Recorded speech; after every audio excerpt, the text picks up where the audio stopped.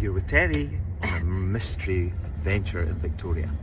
And I'm here with Stephen Rankin from MacPhail. He's visiting us for Victoria Whisky Festival. Yep. And today, you are my co-host. Thank you very much, Terry. I'm super excited, if not worried. And right now, everything's a bit of a surprise, and we have no idea how this is going to go, but hopefully we won't be dead by the end of this, so cheers. Earlier this year at Victoria Whisky Festival, I thought we should get to know you a little bit better. So I learned that you are a European curling champ. And your wife, Janice, is a curling gold medalist, right? Olympian. Knowing that, I reached out to the curling clubs in Victoria to see if we can get some time on the ice. Alan Teasdall, president of the Esquimalt Curling Club, hosted and accommodated us really graciously at the Archie Browning Sports Centre. They accommodated us on a very last-minute request, so that was really cool. Can you give us a play-by-play recap of our adventure that day? Oh, absolutely. So, to the listeners, Terry said, come and meet me down in the lobby of the hotel where we were celebrating the Victoria Whisky Festival, which, by the way, if you haven't been, you really should go. It was fabulous. The organisers and everybody do a tremendous job. So I arrived down and she takes a look at me and says, Stephen, you'll need to change your shoes. That was the first thing. What am I up for? What have I entered into here? What's going on? Was my thoughts. So I disappeared and came back with a pair of cross trainers and then was escorted into the back of a car and then driven, not knowing where I was going. Was I going trail running? Were we going to go and have a lovely dram at the top of some hill in Victoria overlooking the city or whatever? It could have been anything. But no, we turned up at the Esquimalt Curling Club. Esquimalt. Esquimalt, yeah, Esquimalt. Esquimalt Curling Club. And here's a little side story, Terry. So I'm in Kelowna back in March, and the BC curling team are there competing in the Briar. And I get chatting to a fabulous guy called Alex, who, what a tremendous curler he is. And I said, where are you based then? He went, Victoria. And I went, oh, I curled earlier this year with this lady called Terry at Esquimalt Curling Club. And he went, that's where I'm the ice man. I do all the ice tech stuff there in another club. And I said, no way. So the world shrunk as it always does. Yeah. And so this guy, he's the main man, one of the top curlers in the whole of BC and Canada. So yeah, so kept in touch, and he's due me a BC curling top. So, and he's coming over to Scotland as well because he's also a fabulous golfer. So. Wow, So anyway, we rock up at this curling club, and Terry introduces me to our host, and next thing we know is we're taken to the ice. Terry, by the way, let's be honest about this. She says, "Oh, I've never curled before," and then she says, "Okay, I maybe did it when I was young." Turns out Terry's actually a bit of a natural at this. So, and you were really good. And it's something that you should definitely be taking up because whisky and curling just go to bed together as the best bedfellows. So, of course, Terry says, "Oh, come on then, Stephen. You've done this before. Show me what to do." And I've got the most rudimentary of equipment for this, by the way. I'm standing on basically a piece of linoleum in the shape of your foot, which, while it's slidey, it's not necessarily that slidey, so it's not the greatest. And then I get not only to show Terry or remind Terry what to do, and she did brilliantly, but I also then sort of have a sort of informal little match against our host from the club, which was a bit of a challenge. You see, he's got all the right gear and I'm in a pair of fortunately comfortable jeans and a pair of cross trainers standing on a bit of linoleum, sort of past Scottish champion, and it became a little bit of a leveler, let's say. I bet it was fabulous fun, and we had a ride. It was just a laugh, yeah. And then we had the pleasure of drinking whiskey afterwards. Mm-hmm. So it was fabulous. Ooh. Where are we going? Hopefully not school. Where are we? We're at the Well, I like the name of this. So it's the Esquimalt Curling Club. Yeah, Esquimalt. Esquimalt. After something Scottish here. Now, exactly, malt. I like the name. It's like Esqui would be obviously from the Latin. So it's something like Sporting Malt Curling Club. I like the name of this. It's probably nothing like that. Is this the giveaway? This is awesome. Okay, let's go I'm in. needing some practice. Come on then, let's go throw some stones. Okay, let's do it. Awesome. Hi, Al. How are you? I'm Terry. Hi, Terry. Pleased to meet you. Hello, my friend. Stephen. Hello. How are you? I'm great. Good. Good. The right accent, anyway. Perfect. So we can get out there at any time and throw some rocks. The step-on sliders aren't too bad, actually. So you won't go down the other end, but hard enough to throw it. Yeah. I've got some brooms. If you want to go on the ice, Yes. you get some grippers for you. Yes. It's a little bit better than the street. I'm going to have Stephen show me and teach me how to curl today. Okay. So- Perfect. Not done it. You teach me how to drink. Right. You're going to walk in and you're going to line yourself up with your target. You can square onto it. So if you're aiming down the middle, you'd stand square. If you wanted to aim to the edge of the 8 foot, which is the edge of the white circle, just adjust your foot to your knee and then your shoulders are perpendicular. Then you're going to stand onto the slider and just lower yourself down. So you're sitting with your bum on your heel, your bum on your heel. Okay. Then you're going to take your stones and you're going to go through basically a nice simple 4-stage process. Forward press, hip lift. Then what you're going to do is let yourself drop back so you create a bit of momentum. Pull your foot back so it comes back perpendicular to the other foot. Parallel to the other foot. Pull back. And then you're going to, like stepping off a curb, the left foot forward, you're just going to come out and slide, dragging your right foot behind you.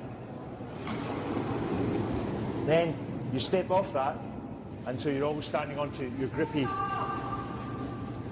foot. Okay? Now it's your turn, so you give me the phone. Here you are. Thank you very much. Okay. So, Okay, so this here, yeah, that. this yeah. here. Whoa. Oh, yeah. Okay, So, I got it. Okay, Yes. right. And then you step forward like that, and Yeah. your foot goes with the rocks. Okay. Okay, and then Okay. this gets dragged behind. That one just gets dragged behind. Oh, fantastic. Like that? Yeah? We normally only throw one rock at Yeah? Awesome. That's a great job. Now, do you remember what I was saying? Now, what to do is go down onto 2 knees. Okay. Yeah? And Yes. step up onto your right foot. Right foot. Or, your right. Yeah. Doesn't matter because both of them are grippy now. Okay. Rather than trying to step up onto the slidey one, Okay. and you go flying. So Got it. let's have another go. That was awesome. Pull back, pull the left foot back. There you go. Oi! Hey, that's good. Let's see how far it goes, James. Look at that. What an athlete. Come James on, Bourne. Go. Look at that. First time and it's in the house. Woo! On the tee, on the tee. You're in the That's a 12. high five. Thank Now you. remember, step off the... Oh, yes. Yep. Excellent. Okay, I've got 2 curl sweepers here. Yeah, they're ready to go. One on each side. They're going to drag it all the way in and bury it.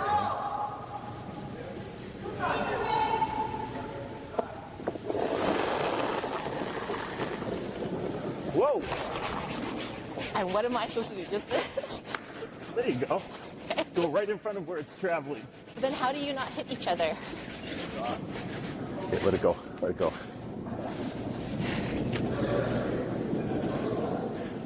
Bad for step on slider.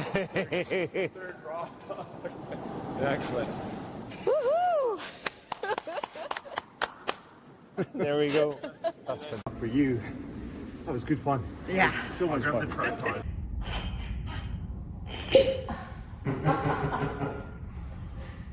Fellow Brisky nerds. Lovely. So, Yes. here we are, Victoria. Here we Thank are. you for the curling. So much fun. Oh, thank you. So much fun. Thanks for being And you were awesome. I think he would have a wee sneaky practice.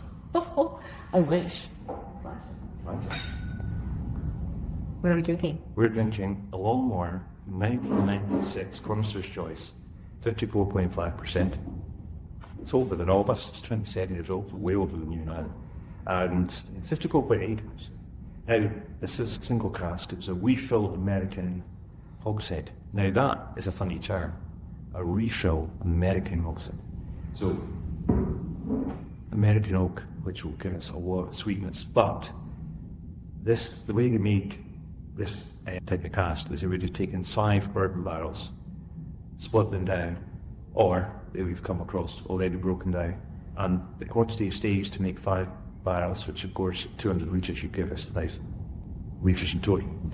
They would remake into 4 hogsheads, which means you get obviously a bigger vessel, 250 litres in each one. So you created the larger vessel and you're reducing the wood to liquid ratio, which means it just allows for a slightly slower maturation because we've got a different ratio.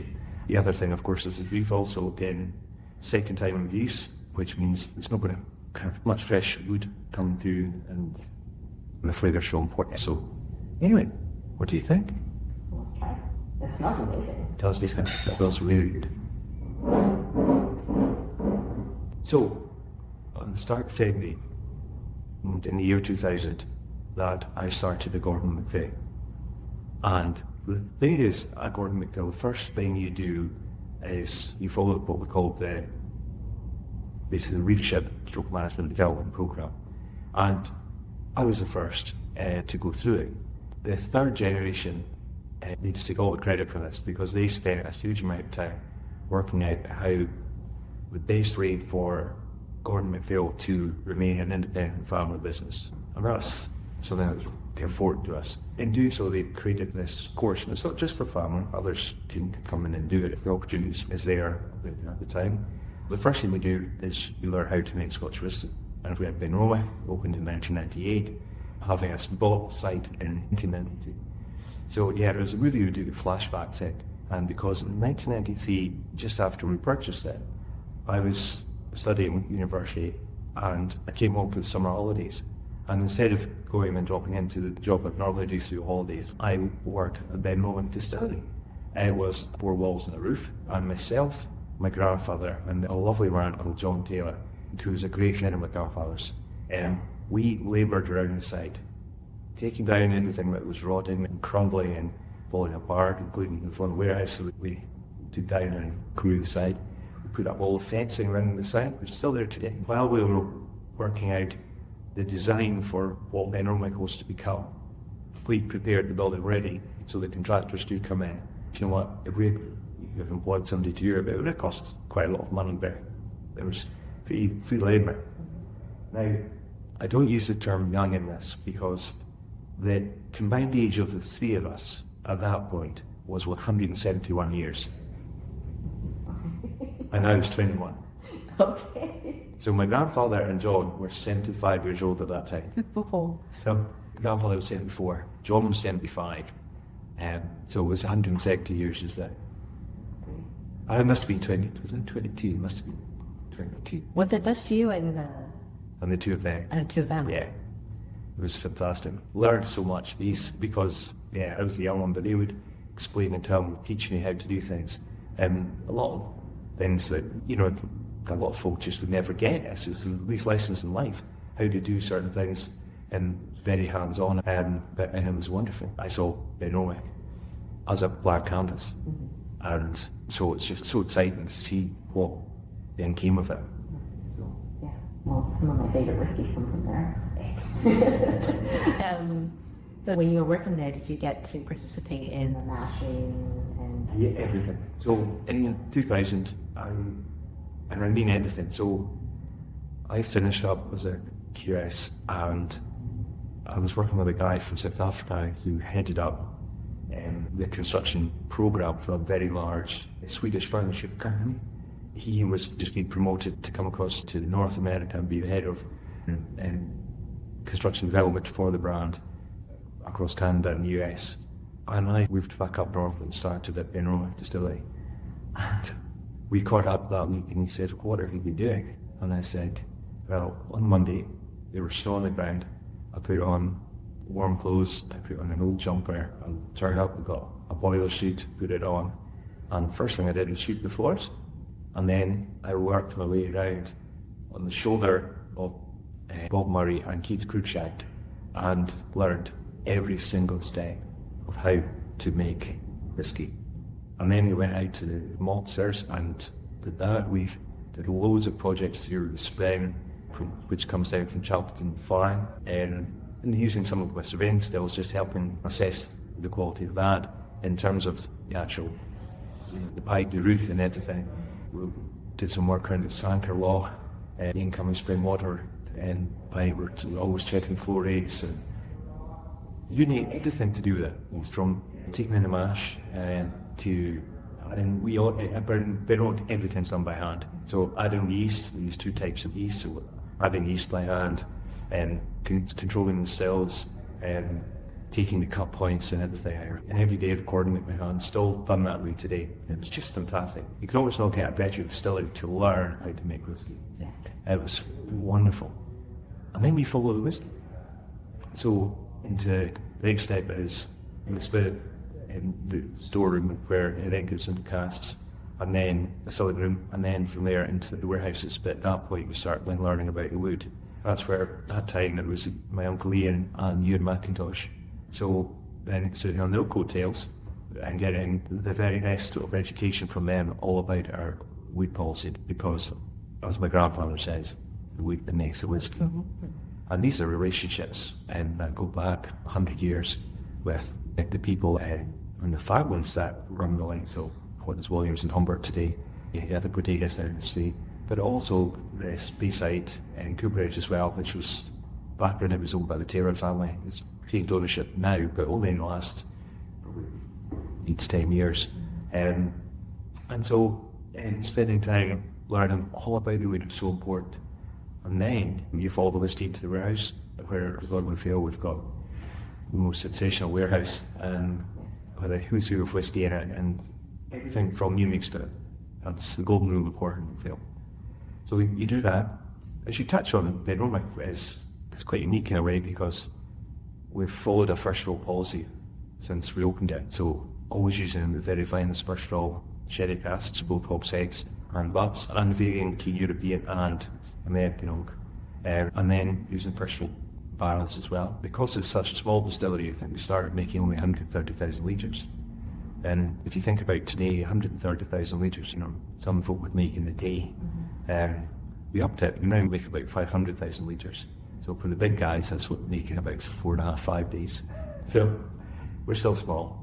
Everything goes to single malt, which is fantastic. And it's been wonderful to see from being hands-on part of it back then, 25 years ago this year, all the way to presently. So, and you just follow the spirit all the way around. So from then and now, tell us what your role is today. So today, my title's Director of Prestige, and I'll be honest, a good friend of mine, Kirsten Garmichael, I stole it from her. It seemed like a wonderful title. We always don't see this pretentious because it's the last thing I probably am. But it's interesting because the word prestige means to hold in high regard. And my job is to support the development of the brand and the awareness of the brand and be a great Gaelic word, the Fairing tie, which means man of the house. So when people like yourself in here, distributors, customers, friends, passionate whiskey lovers come to Elgin, they get greeted by myself and the team there, and it's where we can host them for just great experiences, great events. And likewise, I've come out to support the team in places like Victoria, and there will be ghost master classes and the like. But to get to this point, it's been doing the hard yards of everything else. So very much earning their stripes and every part of the business that you work in. There's no guarantee in Gordon Fail that just because you're a family member, you'll get a job or the next job, as it were. And quite the opposite, in fact, you have to have the right skills and qualifications. And there's a number of examples where other people have been employed and promoted because they're the right people.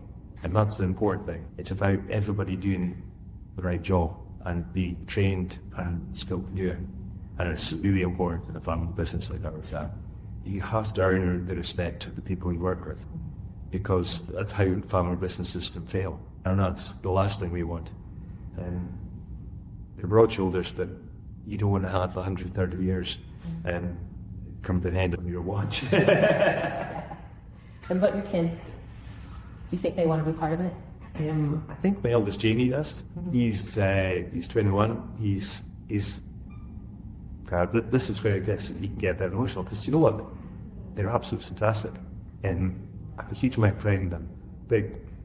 Huge amount of pride in all family members, actually, because they're just so committed and they're so much fun, and we support each other from top down. And it seeps into the business, you know. With the kids, the eldest Jamie's 21, and he's doing business at university business with marketing. He notes, and we're seeing him touch astrophysics in there in his first year. Oh, wow. That's what he wanted me to follow, but he didn't think his maths was strong enough. And he came out of school with A's, straight A's in his maths. But he said, no, Dad, it's not strong enough. I don't think I can do astrophysics. So he did it as a wee module though in the first year, because he could build up his units, you know. But this is in doing, now he's finished some of his exams and he's doing dissertation. He's showing a bit of interest. If any family members ever want to come in, they've got a follow-up process, and that can't start, because the most important thing is anybody has to follow their heart. They have to do what they love. There's no point in being forced to do something, because then that's again won't help necessarily the business. It might not be right for them, and it might not be what they want to do. So they come with pressure, because if you're not giving it, you're 100%. As you know, in anything in life, it just won't work out. So as the people, you have to come in for that reason. But like any job, you have to do it because it's right for you. So we've been part of family business forums in the UK, and it's really interesting to sit around the table and speak to other long-lasting historic businesses and how they've survived and the pitfalls. It's making sure you listen and learn from these. And then we've got my daughter Zoe. She's 18 now, and she's amazing. She's a soccer player. She's at Edinburgh University, which is coincidentally where her brother is, and but she's doing PE teaching. And then we've got the youngest twin boys, Fraser and Ben, and they're 16, and they're still in high school. They're living life. Oh my gosh. So I didn't know you were curling until I met you. That was an element of the shop. For a lot of viewers, they probably don't know that you curl. Do you go sailing too? Yeah, I used to sail with my Uncle David, so Richard and Stuart's dad, and used to sail with them. These guys are fantastic at sailing. But I'll go and just potter around in Fintron Bay on whatever tub's available, and it's gorgeous. Yeah. It's so nice. It's a real place that we all feel really content. We spend a lot of time in just our summer holidays there with grandparents. A lot of fun memories. I love doing stuff for the family and the kids and helping them grow. But I love coaching as well. So, you know, my wife, she does the majority of it, but when I can, I go down. But because I've got involved in a lot of committees and being president of local curling clubs and things, identified that one of the areas to bring people saying 40, 50 years old who still fit and want to be competitive but can't play rugby anymore because it's just, you'll just hurt yourself. You can break something. Can't play football anymore because you're just not quick enough, and again you'll just hurt yourself. So what can you do that keeps that adrenaline going, that keeps the buzz going? And so I've been recruiting lots of dads and mums, and who the kids are now doing their thing, and so they've got evenings to themselves, and they think, look, I need to have my life back, what can I do? And it's a great sport to do. And some of them don't pick it up quickly as you, but they get there and they're great, and we have a lot of fun. You know, to be honest, apart from that, we work a lot, and the other thing is just brilliant sharing twisted stories with so many folk, but also helping educate and bring people on. There's the things that I learned from a guy called Marcus Buckingham. Everybody wants these three things in any relationships. It could be you and me chatting, it could be colleagues, it could be your wife, it could be your kids. And you want to feel valued, you want to feel like you belong, and you want to feel loved. But the thing is, if you go and say that in a workplace, you'll probably have HR on your back very quickly. But if you think about what is that, it's an unwavering commitment to the flourishing of another human being. So when you put that into a business context, and what does it sound like? Well, it's training. It sounds like the environment created in order for the people to get the best out of them. It sounds like opportunity. It sounds like all these things that can allow somebody to flourish and be the best that it can be. Get older, the more you realise that it isn't about you, it's about bringing people on so they can be the best, because you'll never be here forever. The legacy of the business must continue, and the strength of that. And it has to be full of truth and honesty, and it has to be with passion, so people can be the best version of themselves. And I think that's brilliant. It's something I love, and I've seen the team that work for Gordon MacPhail, where so many people are just outstanding and are coming on leaps and bounds day by day. You know, just being here, but what's going on back in Elgin at this moment, there's a whole collection of folk who have had to step into the breach because of a change in circumstance around something. And it's taken a lot of different parts of the business to come and do it, and they have excelled. I mean, even coming along, and some of Richard and his team, they've been so supportive to make it possible for me to be here and be the best version of myself. So it's great. I've been fortunate to be around Victoria, Vancouver Island, and on the coast. And it's just sensational, it's beautiful. Yeah. But I think that's something that's really important, to appreciate what's around you. And sometimes the best things to be on your doorstep that we're overlooking because life's so busy, so hectic. And the old adage, stop and smell your roses. Well, what's funny is I walk to work fairly regularly, and there's some beautiful gardens, borders to houses as you walk by, and you just stop and smell roses. And it helps your sense of perception around the Scottish, but it really is important, keeps you so grounded. And I think I'm probably at heart with an old romantic as well, so. Thanks for that. Yeah. Excited. Well, thank you for doing this with me. Yeah, thank you for inviting me. This is fantastic. It's really tasty. Really tasty. Thank you. Thanks for being my co-host. Pleasure. That was a lot of fun, wasn't it? Did you have fun? I had a lot of fun. I didn't think I did justice with MacPhail. Although the place we shot, it was more slider, and with his shoes, it was like an anchor. It was just like, so when you're used to sliding, just gliding, you just, and I know I've got a real gliding sliding, so it's gliding around and just at a really even pace, it reduced the friction so much that you just. That was a bit sticky, wasn't it? Yeah, it's like. Yeah, I can feel that a bit. I think it was less the ice, was more the slider thing, and then we had these grim things behind us, so we were just, always trying to bite in and slow you down. So. No, I have fun. And that's beautiful. Okay. Yes. Let's go for water. That's a good thing. Yeah. In which case, play like halfway to that. Woo! Oh, that's hot.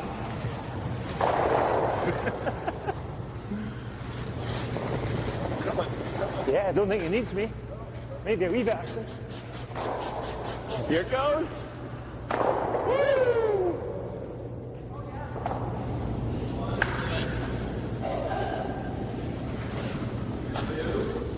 The better one isn't that sweet. Yeah.